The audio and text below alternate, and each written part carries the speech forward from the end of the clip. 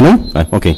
Buenos días a todos. Vamos a comenzar este segundo panel del día de hoy. Afortunadamente todos los participantes aquí en el panel están presentes ya. Vamos a iniciar entonces con el tema daño a los recursos naturales. Nuestro primer expositor es el honorable Charles de Gontier. Voy a leer un resumen de su currículum y dice así: The Honorable Charles de Gontier is a counsel at McCarthy Tétreault Montreal office. He is also chairman of the Board of Governors of the Center for International Sustainable Development Law at the Law Faculty of McGill University, of which he is a Human Rights Senior Fellow. Mr. Gontier holds a bachelor degree from the University of Paris and a BCL from McGill University. He is recipient of several honorary degrees and titles. He was called to the Quebec Bar in 90. Formó parte de la barra de abogados de Quebec desde 1972. Él estaba en práctica con la compañía que llegó a ser McCarthy Tétreault, donde fue nombrado ministro de la Suprema Corte de Canadá en 1974.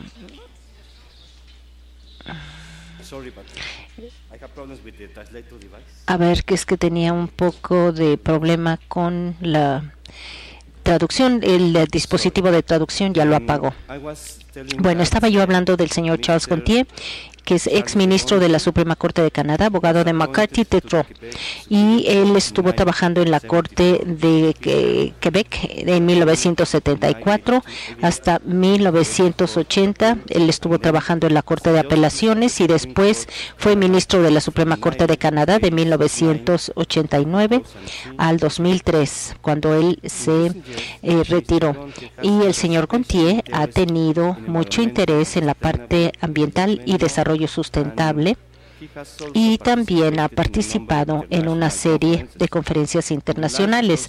En julio del 2006, el señor Gontier fue nombrado comisionado de la Organización de Comunicación de el Departamento Legal de Canadá, y él ha estado allí desde el 2006 a el 31 de julio del 2009. Ese sería el término, digamos, de su última trabajo o posición. Bueno, creo que tuve el mismo problema. Estaba escuchando la traducción. Es un poco difícil estar tratando de hablar en un idioma y escuchar el otro cuando lo tienen prendido.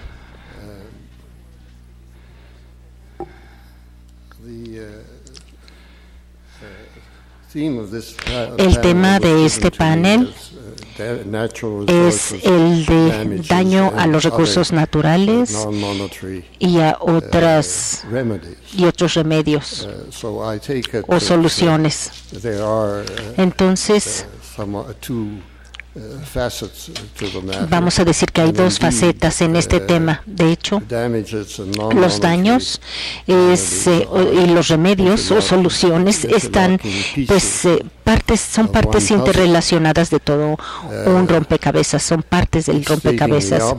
Y bueno, pues es obvio que podemos decir que el objetivo que tiene nuestro trabajo el día de hoy y el objetivo de los estatutos y leyes que se ocupan de lo mismo están dentro del derecho común, y es la protección del ambiente. Por lo tanto, protección de recursos naturales. Esto es el propósito principal de la ley. Los daños son un medio nada más de esta protección. De hecho, por supuesto, daños aquí son un reconocimiento de una situación en donde ha fallado esa protección al bien resguardado, y esto es como resultado de actividad humana.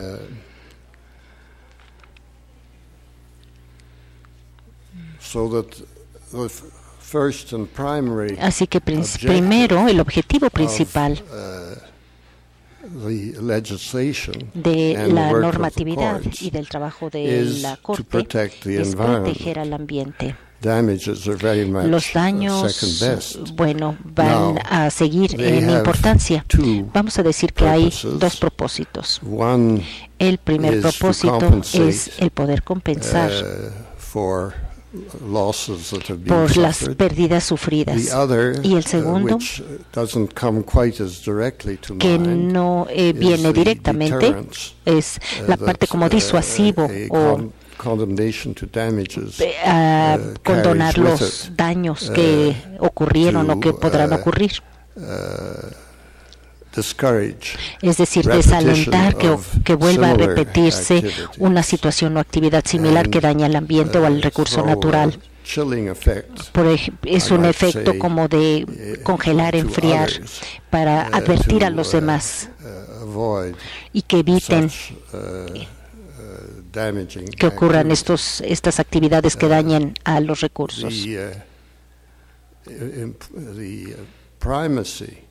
Digamos que el punto principal de protección al ambiente, el primer objetivo es, digamos, tiene que ver con todos los poderes y autoridades de las Cortes de Canadá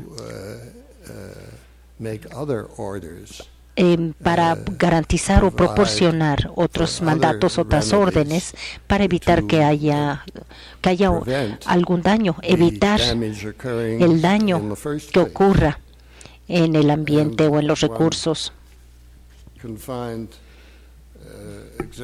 Podemos encontrar algún ejemplo de todo esto que se refieren en nuestros documentos como antecedentes que han sido,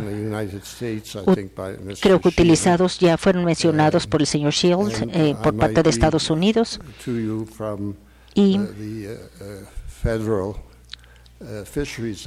en la ley de las pesquerías oficiales, en donde se le da la autoridad a la persona para que pueda evitar que entre en actividades que pueda causar algún peligro o daño al ambiente, o que la persona pueda tomar alguna acción que pueda evitar que haya un daño futuro en cuanto a todos estos hábitats de pesquerías o que ocurran como directamente afectando el ambiente, o que la persona tenga que desempeñar un trabajo social. Y creo que el señor Shield había mencionado esto, que también en la ley americana no lo estipula como tal, sino que se lleva a cabo a través de una negociación directamente sobre una base voluntaria con la compañía o la persona que está causando la afectación. Y también hay una serie de órdenes de mandatos, esto en Canadá, o por lo menos solicitudes en Canadá en estos documentos de referencia o de antecedentes para evitar que esto ocurra. Y también la persona que de esta forma se le advierte que no haga ninguna de esta actividad, que evite esta conducta y que la persona no siga llevando a cabo esta conducta que pueda dañar al ambiente o a los recursos. Esto está bajo la ley de pesquerías de la ley de protección ambiental o derecho de protección ambiental en Canadá. Hay una serie de estipulaciones adoptadas como pasos precautorios para evitar que haya un daño a los recursos y al ambiente.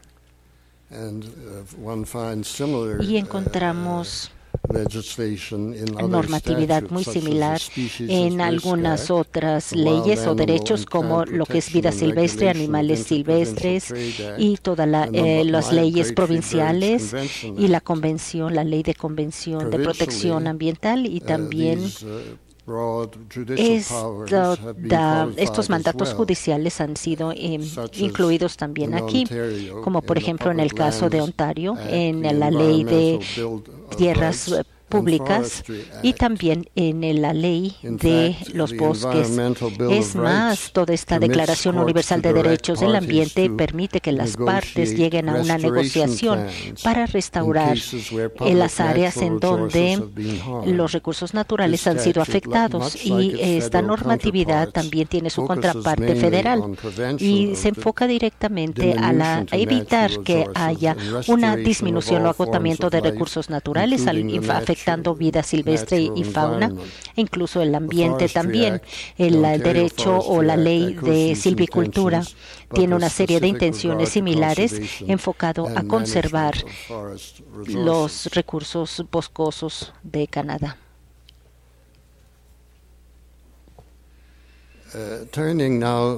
Cambiando un poco ahora a la parte de los daños.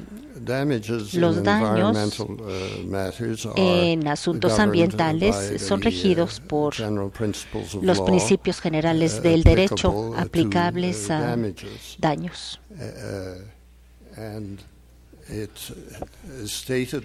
Y, por ejemplo, estipulan o están incluidos en lo que es el manual del PNUMA, y en general se refieren al valor económico que tiene el ambiente y que se tiene que considerar como la suma de todos los bienes que son alimentos, plantas medicinales, la leña, todo el soporte, apoyo a la vida, para evitar que haya algún daño por contaminantes que se va a proporcionar durante el momento en que está ocurriendo la actividad. Cualquier disminución en la calidad o cantidad de los servicios naturales o recursos naturales que han sido afectados debido a la actividad de terceros, y todo esto se implica o se considera como un daño.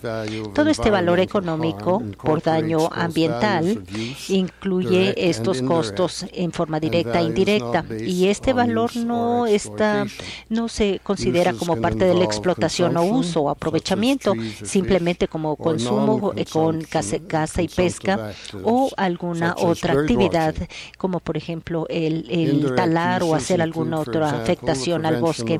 Y también se está incluyendo la parte de erosión y de inundación, mantenimiento de la parte de la cadena alimenticia, conservación para servicios futuros. Esto también se considera cuando se ve en peligro por daño ambiental, y todo esto es para conservar la naturaleza por el valor intrínseco y conservación para futuras generaciones, y una serie de valoraciones que pueden utilizarse. Y lo primero que viene a mi mente es el valor de mercado, que generalmente se utiliza como medida. Sin embargo, para bienes no genéricos podemos utilizar otros métodos indirectos, y estos algunas veces requieren que utilicemos nuestra creatividad e imaginación. Un elemento puede ser el costo de restauración.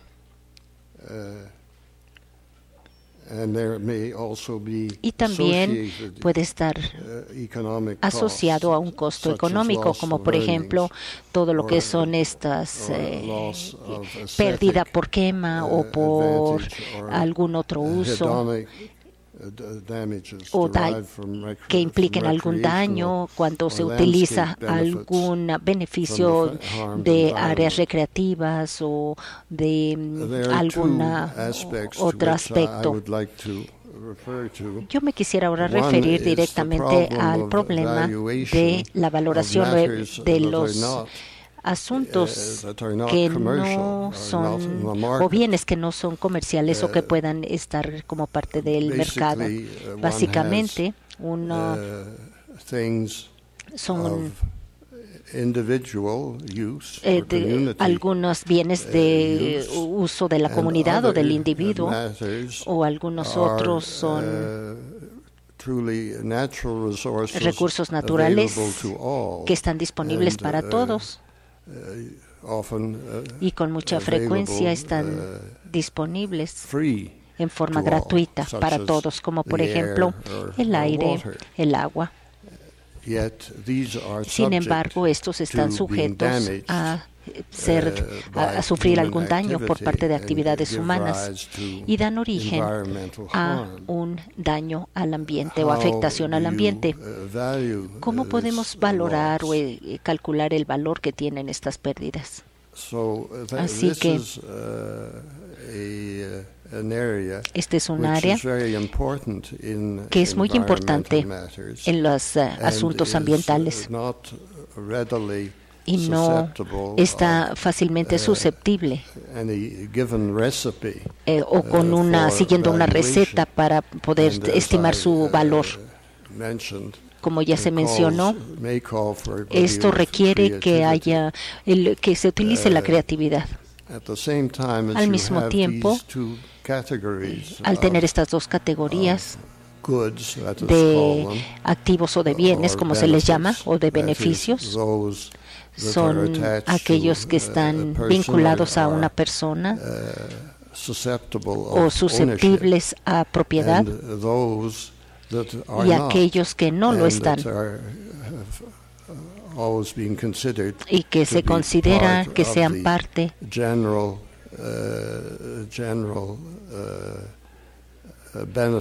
del beneficio general de la comunidad, como ya mencioné anteriormente, como el aire que respiramos o el agua que bebemos.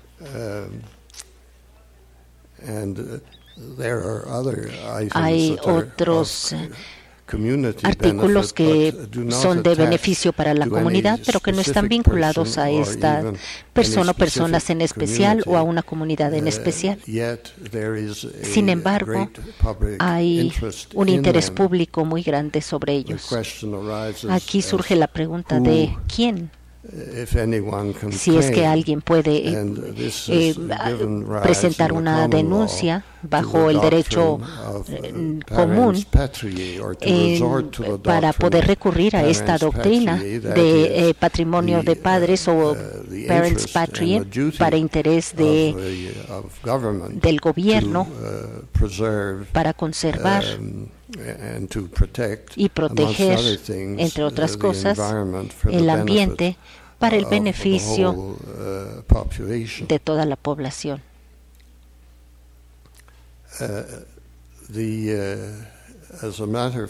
De hecho,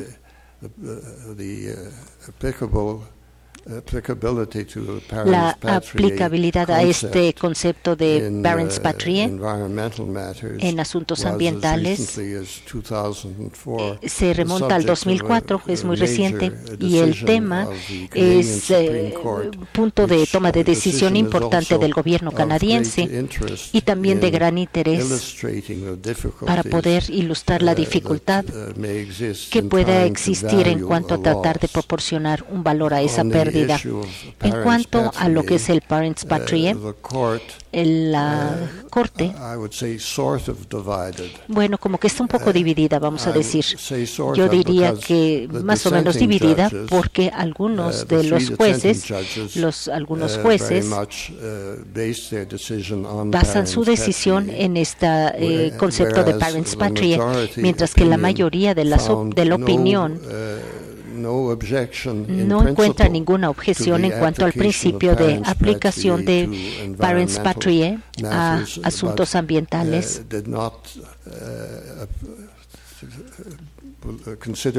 No consideran que sea algo obligatorio en este caso porque el caso no está fundamentado sobre esta base, sobre esta denuncia de acuerdo a los procedimientos y no hace que surja el problema como tal. Por lo tanto, yo diría que no hay ninguna probabilidad en Canadá de utilizar el parents patriae en los asuntos ambientales. En cuanto al problema de dar un valor, pues lo que es de interés en este caso, y no voy a entrar en detalle porque es muy complicado, bueno, es todo lo que son litigios en cuanto a bosques es que para cuando hay algún incendio premeditado y entonces la persona que tiene el derecho a talar, bueno, es la persona que generalmente va a ser a la que se le va a implicar toda la responsabilidad.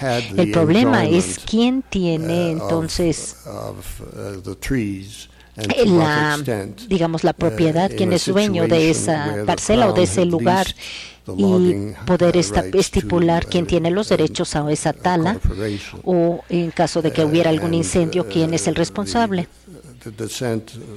Por lo tanto, esto se remonta nuevamente a lo que es el concepto de parens patriae para determinar a quién se le va a dar la responsabilidad y evaluar entonces calcular más bien la pérdida. Creo que ya me acabé el tiempo que se me había dado. Aunque yo no lo estoy, ¿verdad? Pero bueno, de cualquier forma, ustedes ya estarán también cansados. Así que gracias. Aquí lo voy a dejar.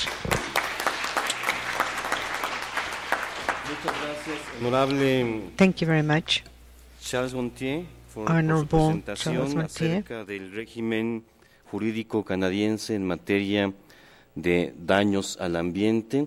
Ha planteado problemas que son muy similares a los que enfrentamos en otros sistemas jurídicos, tales como la valoración del daño cuando se trata de indemnizar el daño que sufre un bien que, como usted bien dice, no tiene un propietario privado, no se puede individualizar directamente quién padece el daño.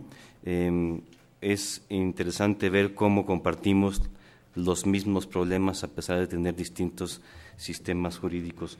Nuestro siguiente panelista es el doctor Israel Alvarado.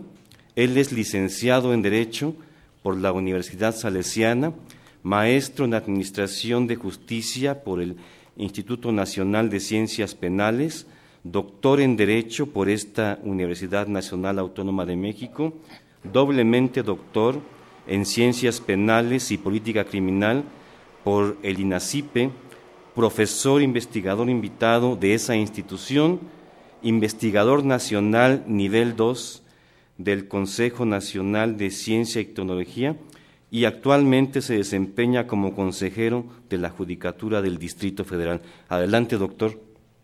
Muchas gracias, buen día. El día de hoy les voy a hablar yo específicamente de las afectaciones que se pueden dar en términos ambientales bajo la perspectiva del derecho penal. Si bien el derecho ambiental es uno y contiene el mismo tipo de problemáticas en términos generales, en materia penal se recrudecen esas problemáticas en virtud de que la alta concentración de elementos técnicos que derivan del aparato administrativo se ven reflejados también en términos penales, y problemas como el que se acaba de denunciar de reparación del daño, por ejemplo, la indemnización que se debe hacer respecto de los daños que se causan, resulta sumamente problemático en términos penales. En México tenemos una situación muy particular que comparten algunos países del resto del mundo. Somos uno de los países llamados megadiversos del planeta, tenemos gran cantidad de recursos naturales y por lo tanto estamos muy susceptibles de afectación a los mismos. Máxime cuando el sistema de administración de justicia, lato sensu, llámese tanto lo administrativo como lo civil y lo penal, se encuentran no solamente disgregados porque no hay una vinculación directa entre la responsabilidad civil, administrativa y la penal, y ya se verá adelante con la reparación del daño cómo es que, a pesar de que existen por ahí algunos elementos normativos que hacen referencia a la reparación del daño en materia civil, no existe una vinculación directa ni normativa y mucho menos institucional respecto de cómo se debe entender esta reparación del daño, cómo se deben entender simplemente las afectaciones. Lo técnico del derecho administrativo se lleva entonces al aspecto penal y se estudia de una manera mucho más detallada, porque este principio de taxatividad que rige la materia penal implica que si no está establecido de manera textual muy concreta en la figura normativa, el Estado se encuentra imposibilitado para dirigir un juicio de reproche al individuo y, por lo tanto, exigirle algún tipo de indemnización por los daños que causa. ¿Más despacio? Muy bien, gracias. Se dice que somos el segundo país en ecosistemas después de China. Y si de por sí ya habíamos hecho referencia a la problemática que existe en términos normativos, es decir, desvinculación de las normas que contienen las figuras de responsabilidad ambiental, pues a esto súmenle el problema que tenemos de falta de recursos, tanto materiales como humanos, para darle una respuesta adecuada por parte de las instituciones estatales para cuidar el ambiente, para invertir dinero para la investigación y sobre todo para las reparaciones del daño que se tienen que hacer en términos penales. Somos el primer lugar en número de especies de reptiles y anfibios, el segundo en ratones y ratas, el cuarto en plantas y el 10º en aves, y verán cómo esto se encuentra reflejado de manera directa precisamente con el tipo de conductas delictivas que se pueden desprender de estas figuras. En términos generales, se ha dicho por parte de Naciones Unidas que el tráfico ilegal de especies en los últimos 5 años ocupa el segundo lugar de rentabilidad después del tráfico de estupefacientes. Esto refleja algo muy significativo.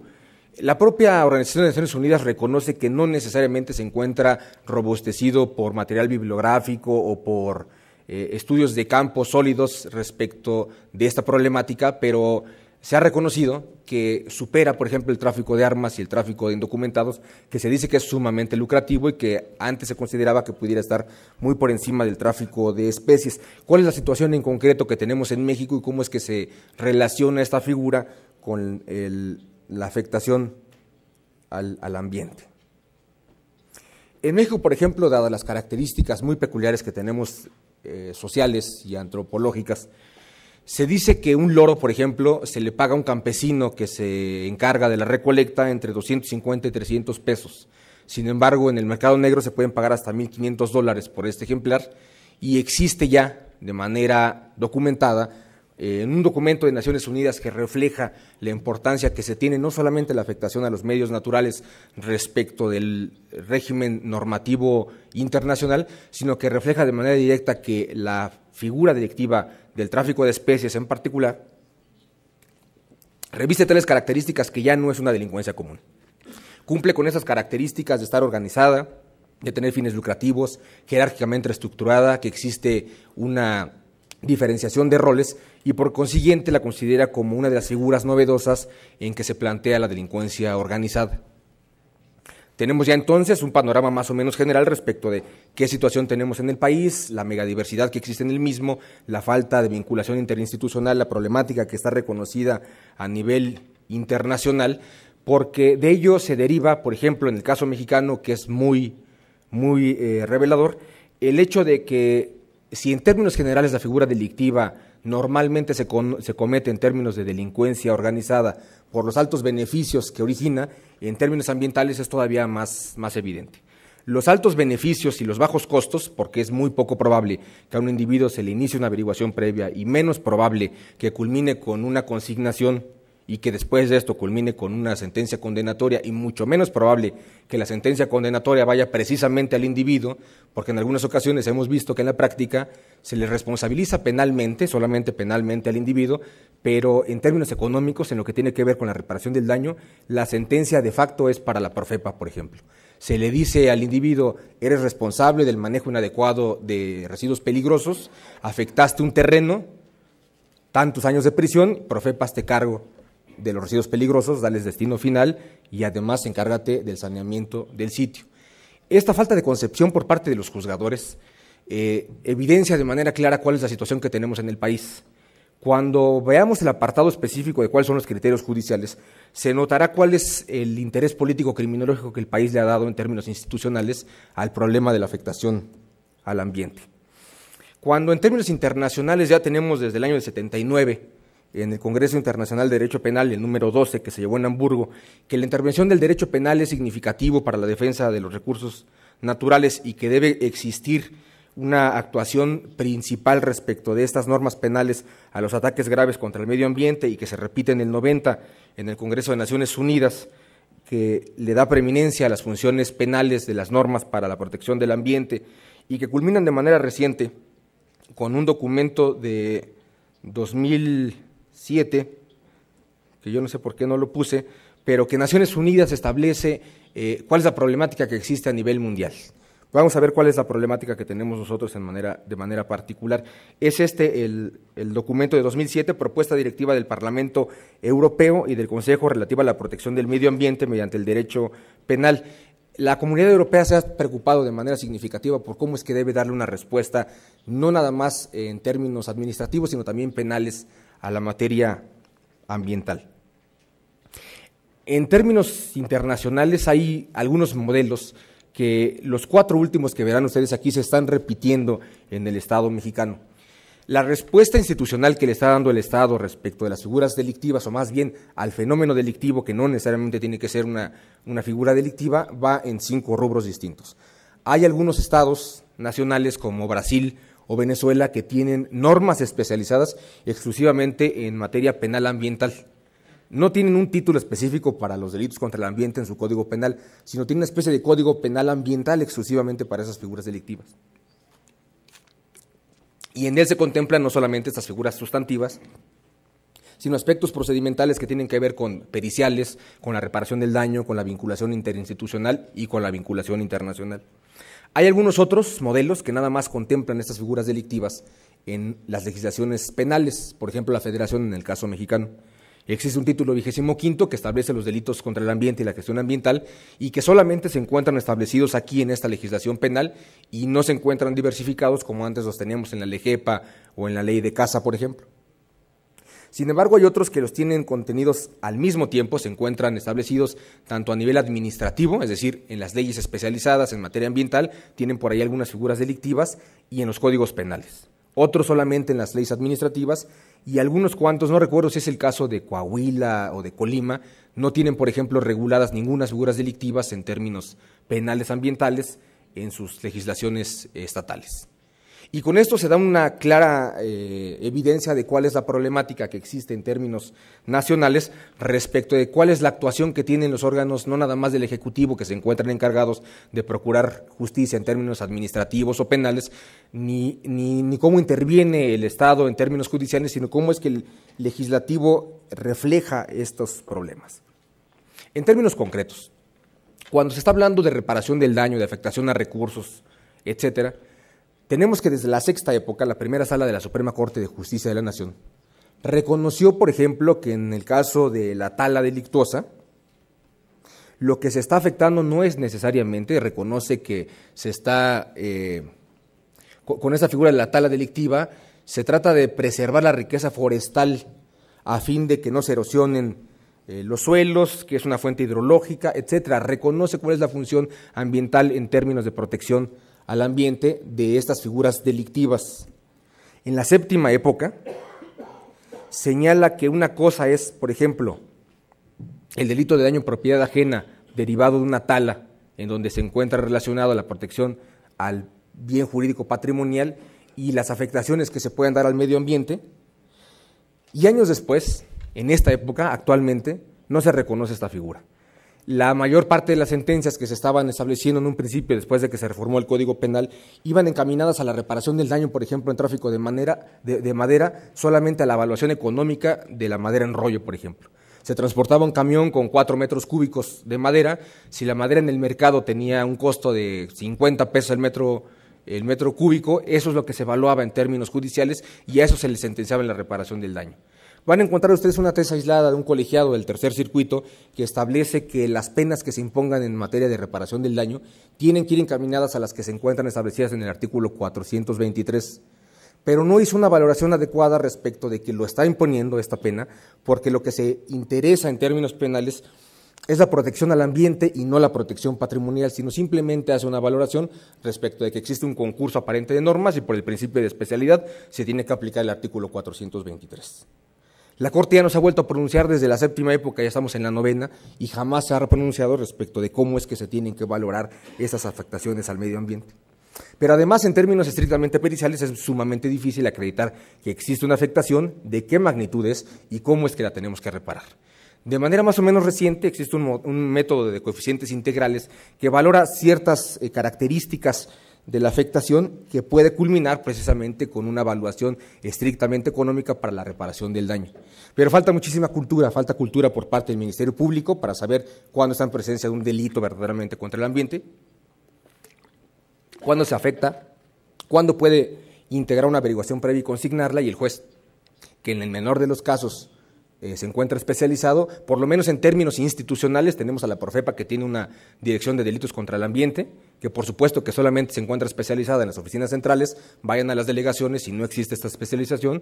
Existe la PGR, que tiene una fiscalía especializada en delitos contra el ambiente, pero también tiene esta problemática, solamente se encuentra centralizada, pero por lo menos existe en este circuito judicial primero, que pertenece al Distrito Federal. Cuando cambiamos de institución, cuando nos vamos al Poder Judicial de la Federación, ahí se acaba la especialización.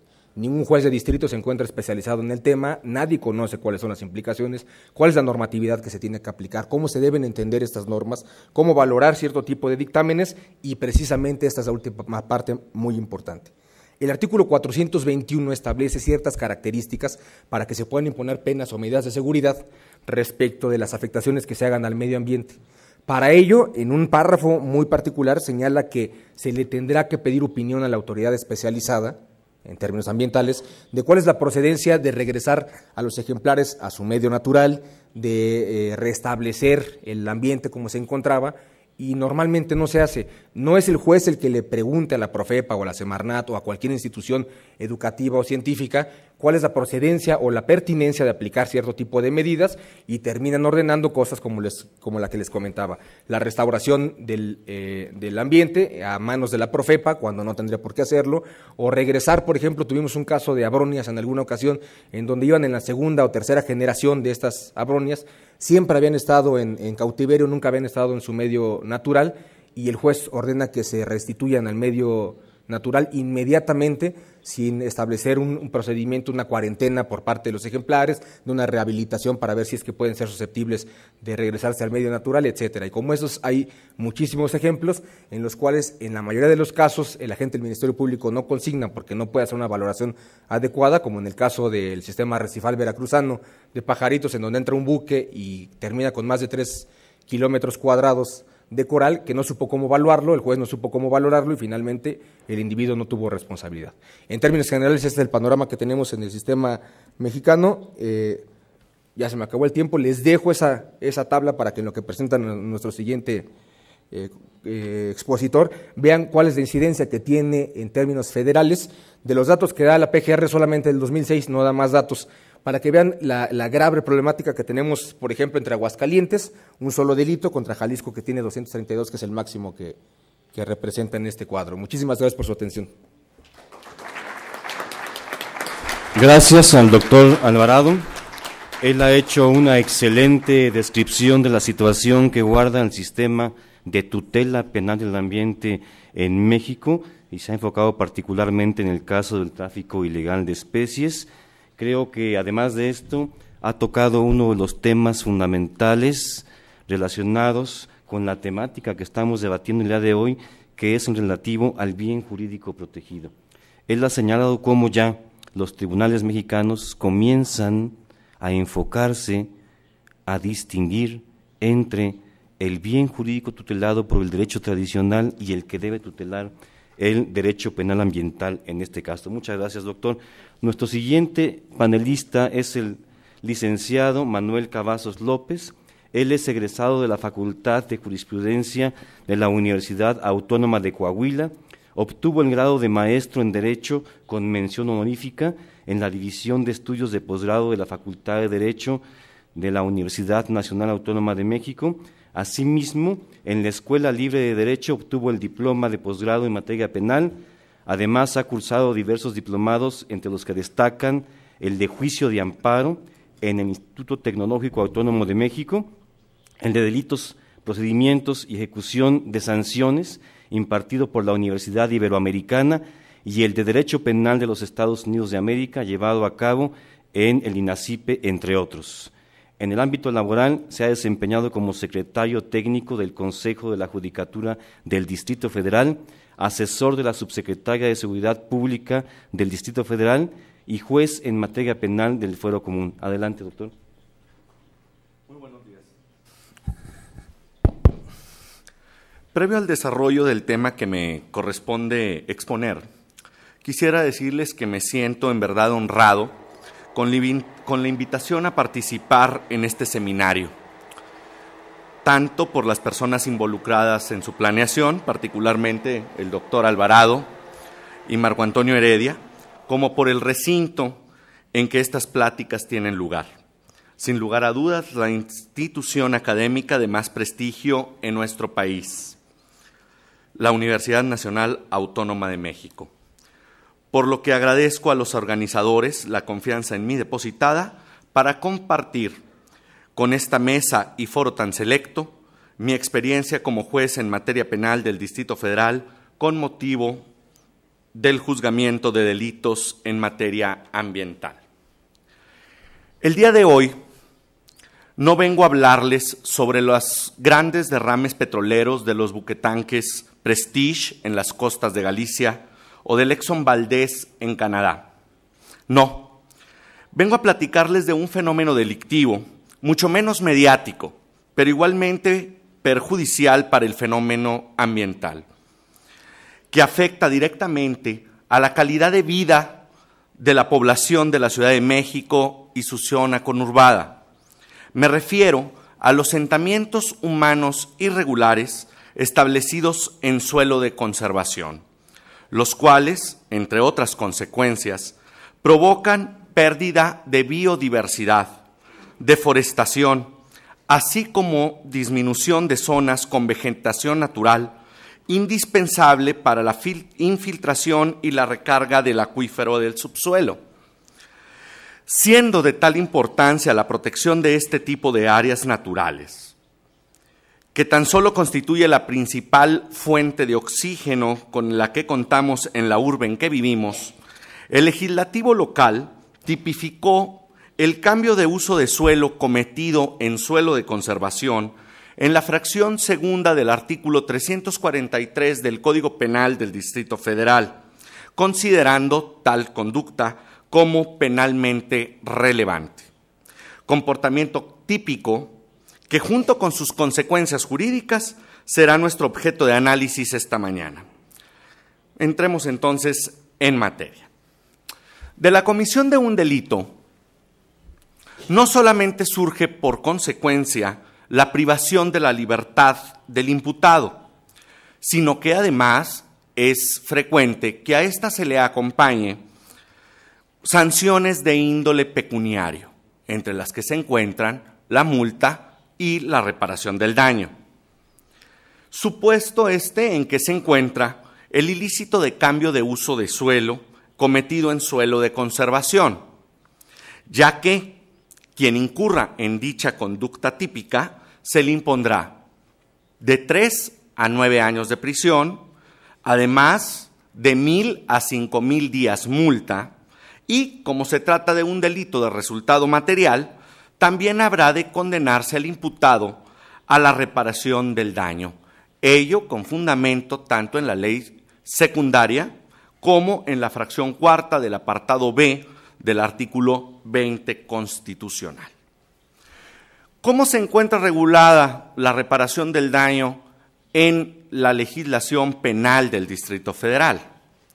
El artículo 42 de la Ley Sustantiva Penal establece que dependiendo de la naturaleza del delito, la reparación del daño comprenderá, primero, el restablecimiento de las cosas al estado en que se encontraban antes de la comisión del delito. La restitución de la cosa obtenida es otro concepto. Un tercer rubro es la reparación del daño moral sufrido por la víctima o las personas con derecho a la reparación, incluyendo el pago de los tratamientos curativos. Un cuarto supuesto es el resarcimiento de los perjuicios y un quinto apartado corresponde al pago de los salarios o percepciones correspondientes cuando por las lesiones se cause incapacidad para trabajar, atendiendo a las reglas establecidas en la legislación laboral.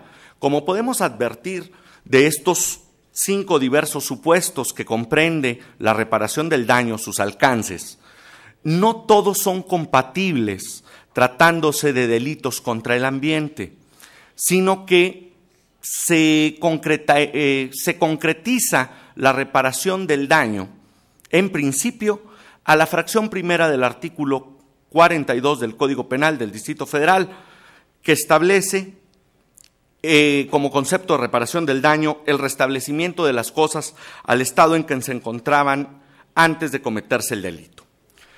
Precisado el anterior marco normativo, estamos en condiciones de plantear el supuesto fáctico que habrá de servirnos de ejemplo para desarrollar nuestro tema. Supongamos que a mediados del año pasado, un individuo se encuentra realizando en suelo de conservación una construcción precaria de madera, asbesto y lámina de cartón, tendiente a utilizarla como vivienda, siendo sorprendido en esos momentos por inspectores ambientales, quienes llaman a elementos de la Policía Judicial, de la Procuraduría del Distrito Federal, poniendo a este sujeto a disposición del Ministerio Público por su probable intervención en la comisión de un delito contra el ambiente. Practicadas las diligencias ministeriales correspondientes, la representación social ejerce pretensión punitiva en contra del imputado, previendo su conducta en la hipótesis típica de quien ilícitamente realice cambio de uso de suelo en suelo de conservación, contenida en la fracción segunda, reitero, del artículo 343 bis del Código Penal para el Distrito Federal. ¿De qué estamos hablando? ¿A qué se refiere esta figura típica? Para entenderla es menester tener bien identificado, bien precisado, dos elementos normativos de valoración jurídica inmersos en su redacción. El primero, referente a la expresión suelo de conservación, y el segundo, a la expresión uso de suelo. Conforme al Programa General de Ordenamiento Ecológico del Distrito Federal, la expresión suelo de conservación hace referencia al área rural del Distrito Federal, es decir, a superficies localizadas fuera de los límites de los centros de población, dispone el artículo 5 de la Ley Ambiental del Distrito Federal, ubicándose principalmente estas zonas en las delegaciones Coajimalpa, Álvaro Obregón, Magdalena Contreras, Tlalpan, Xochimilco, Milpalta, Tláhuac, en la zona sur de la ciudad, y Gustavo A. Madero en la zona norte, ocupando dicha zona 88.442 hectáreas, que equivalen al 59% del territorio del Distrito Federal. En relación a la segunda expresión que nos ocupa, la de uso de suelo, cabe señalar que conforme al Programa General de Ordenamiento Ecológico del Distrito Federal, los terrenos en suelo de conservación poseen capacidades distintas para soportar actividades humanas, dependiendo de sus características físicas y ecológicas, lo cual generó que en el Distrito Federal el suelo de conservación haya sido zonificado, así se establece, haya sido dividido en 8 diversas zonas, siendo la que nos interesa en este caso en particular la referente a la que se denomina área o zona forestal de protección, en virtud de que esta fue precisamente la que, conforme a los peritajes que arrojó la indagatoria, fue en la que se estaba construyendo esa construcción precaria de la que yo les hablaba hace un momento. Precisado lo anterior, resulta que en términos de la opinión técnica de impacto ambiental emitida en el caso en estudio, la construcción levantada por el imputado se encontraba ubicada dentro de suelo de conservación, bajo una zonificación de forestal protección, en la cual se prohibía de manera categórica la realización de construcción de tipo habitacional. En suma, adminiculando la citada pericial con alguna inspección ministerial, algunas testimoniales de los inspectores ambientales y de los agentes captores, no existe mayor obstáculo para tener por acreditado en el caso particular el cuerpo del delito del ilícito ambiental que nos ocupa, así como la plena responsabilidad penal del inculpado, dado que el activo, sin contar con autorización alguna, de ahí que se actualice el elemento típico ilícitamente, construyó una vivienda en suelo de conservación bajo una zonificación de forestal protección, cambiando las condiciones topográficas del área por el desplante de vegetación e introducción de material no propio de la zona, lo que ocasionó afectación directa a la fauna del sitio y cambio de las propiedades físicas y químicas del suelo, además de la alteración a la flora y fauna silvestre por el contacto con sustancias de tipo antropogénico, motivo por el cual al acusado se le impondrá, atendiendo a su grado de culpabilidad, que podríamos estar hablando de 1/8 del rango total de pena, una pena de prisión de 3 años, 9 meses, 1.500 días multa, y además se le condenará a reparar el daño ocasionado por el ilícito, de manera genérica, en principio, conforme a la fracción primera del artículo 42 del Código Penal, es decir, la consistente en restablecer la cosa al estado en que se encontraba antes de la comisión del delito. Sin embargo, cabe señalar que tratándose de delitos contra el ambiente, existen reglas especiales para efectos de reparación del daño, la cual se encuentra contenida en el artículo 349 del Código Penal para el Distrito Federal, en la cual establece que, tratándose de delitos contra el ambiente, la reparación del daño se llevará a cabo, primer supuesto, realizando las acciones necesarias para restaurar las condiciones de los elementos naturales afectados al estado en que se encontraban antes de realizarse el delito. Segundo, cuando ello no sea posible, mediante la ejecución de acciones u obras compensatorias a los daños ambientales que se hubieran generado. Y un tercer supuesto es de que cuando ninguna de ellas pueda realizarse, se condenará al pago de una indemnización, la cual se integrará a los recursos del Fondo Ambiental Público previsto en el artículo 69 de la Ley Ambiental del Distrito Federal. En tal contexto, se advierte que las experticiales en materia de impacto ambiental resultan ser, en los delitos contra el ambiente, la brújula que guiará al juzgador para determinar los términos de la reparación del daño, como sucedió en el caso concreto que les estoy platicando, pues la pericial referida arrojó que sí era posible restablecer el sitio afectado por el delito. En mérito de lo anterior, lo procedente sería condenar al activo en los siguientes términos. Primero, con fundamento en la fracción primera del artículo 42 del Código Penal, se ordenará la demolición de la construcción que dio lugar al delito que nos ocupa, debiendo retirar todo material no propio de la zona en la totalidad del predio, con el propósito de evitar que se sigan causando impactos negativos al ecosistema por ser materiales no propios del suelo que afectan la dinámica futura del desarrollo sano del ecosistema. Esa es una primera etapa de la reparación del daño.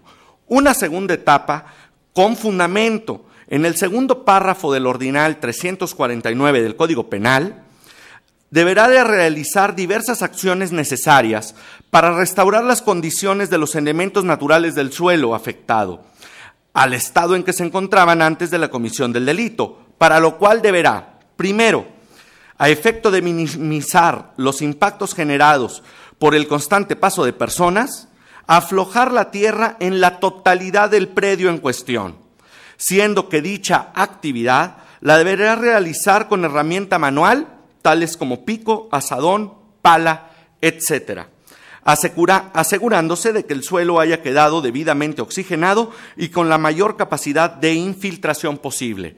Segundo, se le condena también a reforestar el sitio con especies nativas, concretamente con 36 encinos, 120 chalputzlixtles y 120 plantas de palo loco, las cuales deberán tener una altura mínima de 60 centímetros y follaje abundante. Tercera etapa de la reparación del daño: dar seguimiento y mantenimiento preventivo de por lo menos 6 meses con el propósito de fomentar la supervivencia máxima posible de las plantas mencionadas, lo cual comprenderá riego de 3 veces a la semana en temporada de estiaje y 1 vez a la semana en temporada de lluvias. Finalmente, realizar al año de la siembra de las plantas una evaluación ecológica y de sanidad vegetal para determinar entonces que el área ha sido restaurada ambientalmente en su totalidad. Esos fueron los términos en los que se establecieron la reparación del daño en este delito. Sin embargo, cabe señalar que el problema se complicó en virtud de que el inculpado no tenía derecho a la libertad provisional bajo caución, por lo cual se encontraba interno y por lo tanto no podría dar cumplimiento a la reparación del daño más en las etapas que se encontraba dividido. Por lo tanto, la salida jurídica que se le dio fue de que el inculpado solicitó cubrir la reparación del daño en plazos hasta de 1 año, establece el artículo 48 del Código Penal del Distrito Federal. Y como la última etapa, precisamente la más lejana, se llevaría a cabo a 1 año de distancia, es decir, la evaluación ecobiológica y de sanidad vegetal, fue factible que el inculpado, previo la exhibición de una garantía, pudiera acogerse a un sustitutivo penal y cubrir la reparación del daño.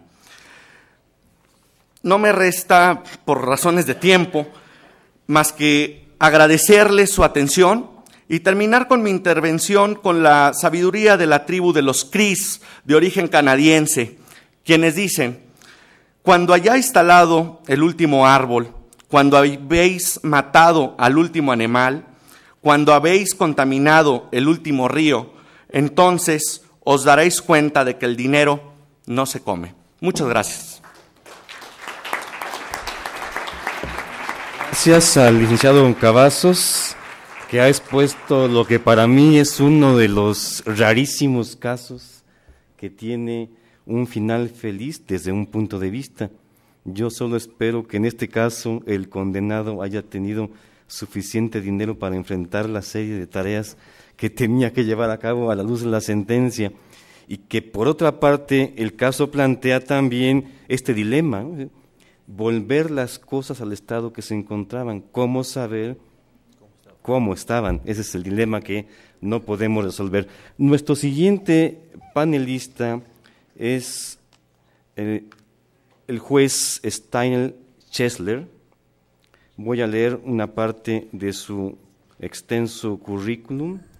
Dice aquí: Judge Chesler has served in the Federal Judiciary of the United States since 1987. He was appointed as a United States District Judge for the District of New Jersey in 2002.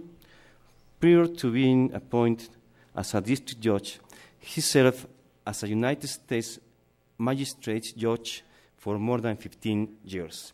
Without more introduction, please, the floor is yours. I would like again to thank the CEC for inviting me, and as I said yesterday, I learn more here than anything I can contribute. And listening to my colleagues on the panel, what I note is that, in general, the United States procedures for pursuing natural resource damages are pretty similar to those in Canada, as described by Justice Gantier. Our natural resource damage statutes are civil in nature. The goal of the statute is primarily rehabilitating and replacing the damaged natural resources. If that is not possible, the alternative is to acquire the equivalent of those damaged natural resources. Our statutes also provide for a recovery of the diminution in the value of the natural resources while, during the period of time that the damage to the resources was pending restoration. And it also generally provides for reasonable costs of assessing damages, determining what the procedure, the damages are and how they can be remediated. Now, we have a number of different statutes which provide for these remedies. CERCLA, which I mentioned yesterday, is one of them. We also have the Clean Water Act, the Oil Pollution Act, and so on.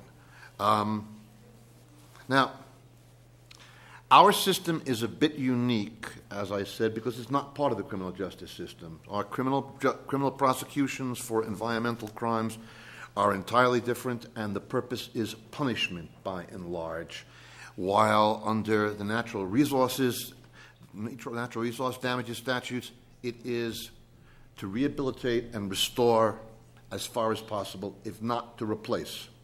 So, for example, if there were damages to a resource which were found could not be replaced, the monies that were obtained from such a lawsuit could be used to purchase an equivalent replacement parcel of land, for example, as far as possible. What is unique under our federal statutes is that these suits are maintained by trustees who are appointed by either the United States government or each of the individual states has the right to appoint a trustee. The trustee initiates the suit and holds any recovery as a trustee for the sole purpose of achieving the objectives of the statute. The trustee is not allowed to use that money and put it in the general treasury to pay for salaries for firemen or police officers. It is restricted to being used for that particular purpose. Now, there are a number of limitations in our statutes, and the first limitation is that the resource must, in fact, be one which is owned, managed, or controlled by the government. There is no provision under our natural resource damages statutes for any recovery to be going for the benefit of an individual or for the purpose of restoring an individual's own property. It is therefore very similar to what Justice Gantier described, which is it is recovery and for the purpose of replacing, repairing, and rehabilitating that which all of society has lost by virtue of the improper conduct. Now, when we were discussing causation yesterday, I mentioned that under our statutes dealing with response and remediation of environmental hazards, there is a very slight causation requirement. If one is found to have discharged a hazardous waste in ever so small an amount, one can be liable for not only the waste which you discharged, but the waste which any other people discharged at that same site. That is not so with regard to the recovery of natural resource damages. As I mentioned yesterday, natural resource damages can only be recovered when there's a demonstration that the defendant's hazardous release was the sole or substantially contributing cause of each alleged injury to the natural resource. And in one of our more prominent cases dealing with this, it's referred to as the Montrose case, the court set forth the following standards that the plaintiff must demonstrate. First, what natural resources were injured? Specifically, birds, fish, and so on. 2, where the injury occurred with a specific location and specifically where the release occurred. 3, when the release occurred and when the injury occurred, specifically. And 4, what specific hazardous substance was the sole or substantially contributing cause of the injury, and by what pathway did the exposure occur? Now, this is entirely different from the CERCLA response actions. Here, a defendant has to be shown to, in fact, have discharged a particular hazardous waste, and that waste caused a particular injury to natural resources. Only then will there be a recovery under the natural resource damages statutes. An additional difficulty for recovering under our statutes, and particularly under CERCLA, is that unlike CERCLA, which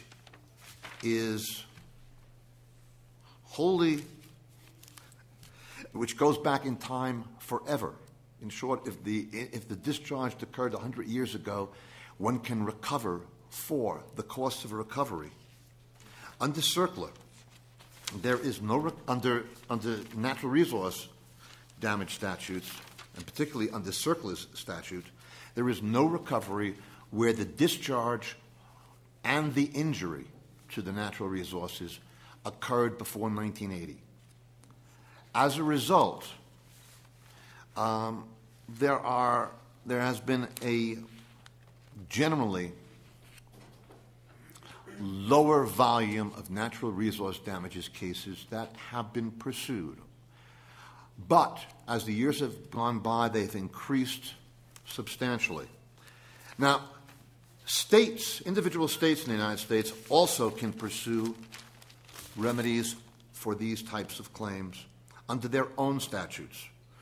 But one of the most significant problems that has been arising in recent years has been the fact that some of our individual states have been pursuing these types of claims, but without using the procedure and the statutes of the federal government, which means that they have been using a claim for natural resource damages in order to obtain a recovery for their general treasury. Where that is done, the money is not necessarily directed to restoring or rehabilitating the damage.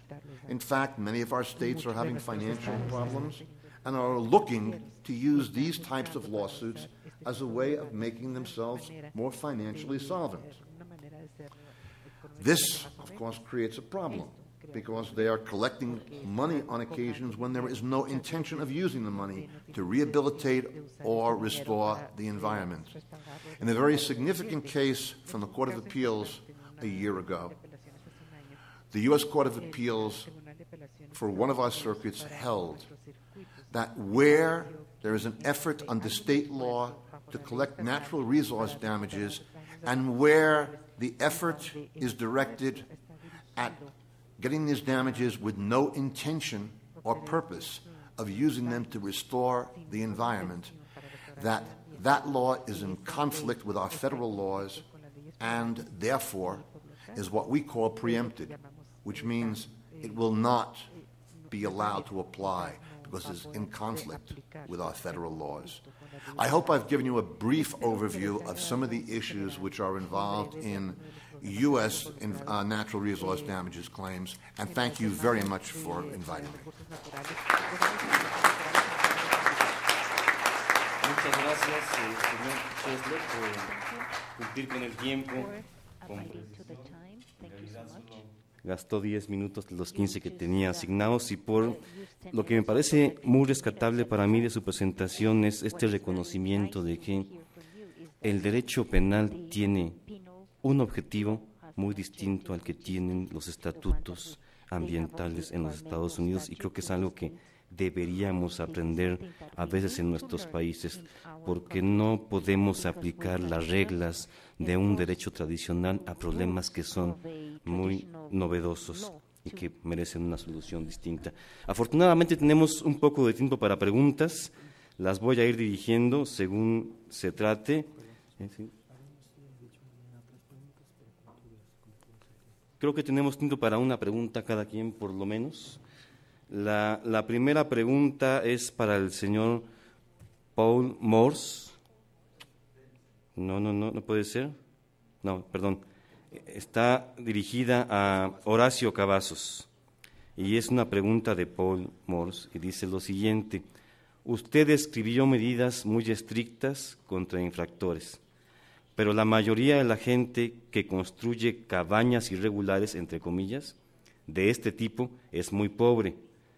¿Cómo puede ser esa ley aplicada contra tales infractores? Bueno,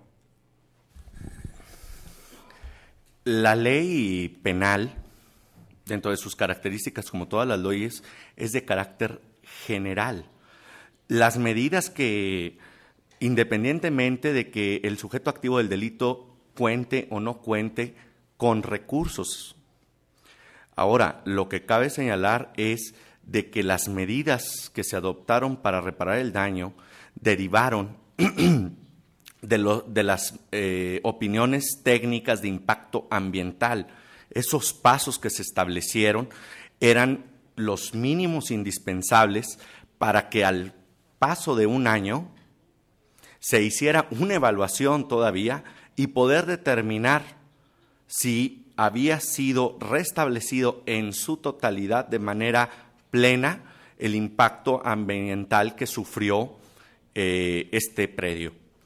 Pero bueno, esas eran las reglas establecidas para poder tener por satisfecha plenamente la reparación del daño. Gracias, licenciado Cavazos. La siguiente pregunta es para el doctor Alvarado y dice: favor explicar el tratamiento diferencial en México para el caso de la tala contra el de quema para cambiar el uso del suelo y el avance. No entiendo lo demás. La reducción de la deforestación por esos medios en la República Mexicana. Okay. ¿Está claro? Sí, en principio de cuentas, normativamente son cosas distintas. Finalmente se puede realizar también un cambio de uso de suelo por la tala. Cuando uno retira la vegetación, quedaría incluida como vegetación también los árboles y por consiguiente podría ser un cambio de uso de suelo. Sin embargo, no siempre es la finalidad que se tiene respecto de la tala. El talador clandestino, sobre todo los que andan en los montes, es simplemente, no son predios suyos ni siquiera. El que pretende el cambio de uso de suelo es porque es propiedad de él, o él tiene ciertos derechos sobre el terreno y le interesa explotarlo de manera distinta, no quiere tener esos árboles ahí.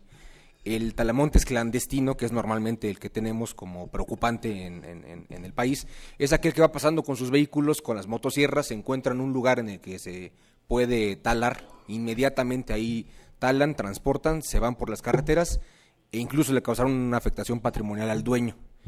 Por consiguiente, deben tener tratamientos distintos porque hay mayores afectaciones en el caso del que está talando que aquel que simplemente está cambiando el uso del suelo, en términos no nada más ambientales, sino en términos patrimoniales, porque se deriva de esta práctica. Y sobre todo porque es mucho más fácil determinar al individuo que hizo el cambio de uso de suelo, porque es él, lo encontramos en algún lugar determinado, a diferencia del que está talando, que nunca sabemos quién es, o si sabemos son redes ya muy organizadas, como en el caso de Zempoala, que en términos más o menos recientes, ustedes vieron en los medios de comunicación, llegan a tal grado de violencia que matan a una persona porque estaba haciendo una investigación para saber cómo es que estaban los vínculos entre estas personas, ¿no? Es normalmente delincuencia organizada en términos criminológicos, aunque no legales. Para que sea delincuencia organizada en términos legales tiene que estar establecido como tal. Un grupo organizado de 20 personas puede talar árboles, pero no se considera normativamente delincuencia organizada porque el tipo penal no los contempla. Pero criminológicamente cumple con todas esas características de que tienen un fin lucrativo, están organizados y son altamente violentos. Entonces hay una diferenciación absoluta respecto del tipo de delitos que se cometen con el cambio que con la deforestación. El avance que se tiene respecto de cómo es que se tiene que dar el tratamiento, el avance en la reducción de la deforestación. Es mucho más problemático de lo que se puede ver a simple vista. Yo creo que avance no hay mucho. ¿Cuándo hay avance? Cuando son casos muy sonados porque existió evidencia por parte de los medios de comunicación. A veces ni siquiera la autoridad se da cuenta porque, por supuesto, que dejan un espacio entre la carretera y el lugar en donde están deforestando para que cuando uno pase por los vehículos, las patrullas van pasando y no ven. no ven y están unos metros, ¿no?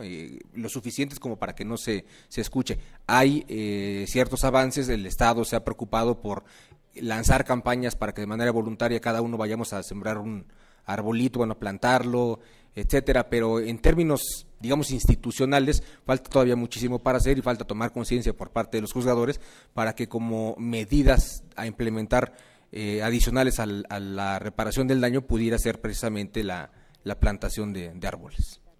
Muchas gracias. La siguiente pregunta es para Steiner Chester y le vamos a pedir a su señoría Charles Gontier que dé su opinión para el caso canadiense porque no hay otra pregunta más. La pregunta dice: You indicated that natural resources damages are only available for lands controlled by the government on the basis that the public benefits from these lands in a different way than they benefit from private lands. But are there not many private lands from which the public derives mental benefit? Is not the distinction between public and private lands inappropriate in the context of natural resource damages? The short answer. Push the button. The short answer is yes, it is inappropriate, and therefore, whoever asked the question did not really understand what I was saying. For example, if toxic waste is deposited on my land and leaches into the groundwater, and as a result of leaching into the groundwater is damaged and there are other damages to natural resources, a natural resources damages claim can be brought for all the damage which was done to the aquifer. If it ran into a river, it potentially could likewise be subject to a natural resource damages action for damages to the river and the fish in the river. What cannot be recovered is the owner of the land generally is not going to be able to pursue his or her own claim under most circumstances.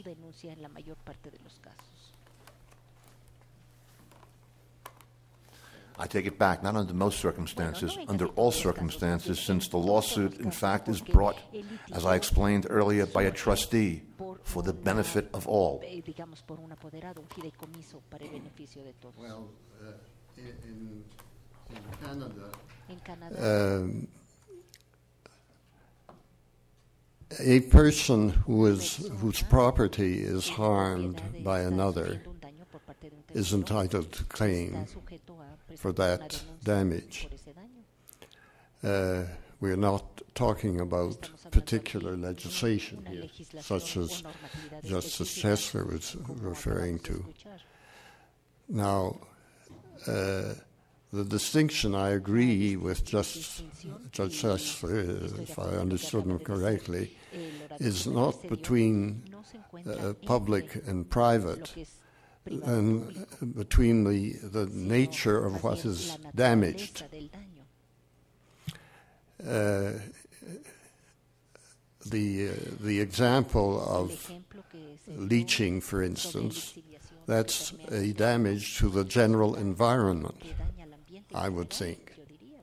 And therefore, the government, the Crown, could make a claim. Now, in the Canadian forest products case, there the problem was that, according to the majority of the court, the government had not claimed as government, it had claimed as, part owner, if you like, for the commercial value of the logs. The situation was further complicated by the fact that the government had leased logging rights for a number of years, and the government was receiving stumpage fees for the logging and claimed the stumpage fees. But then there was a further difficulty in that the majority of the court found that if there was a part of a forest section that was burnt out, the stumpage fees for the region were raised. So the government was not out of pocket. It recovered from the other owners or from the same owner of other logging rights. So that the case, as you can see, was very complicated. But to answer, the first part of my answer was directed to your question. Muchas gracias. Tenemos un poco de tiempo. Quiero preguntarle a nuestra relatora, our reporter, Mrs. Goodenay, you have something to say about presentations, or you prefer to? Yeah, okay. So if not, I just want to finish by saying that for me, it was a tremendous honor to share the table with such a distinguished personalities. Thank you very much.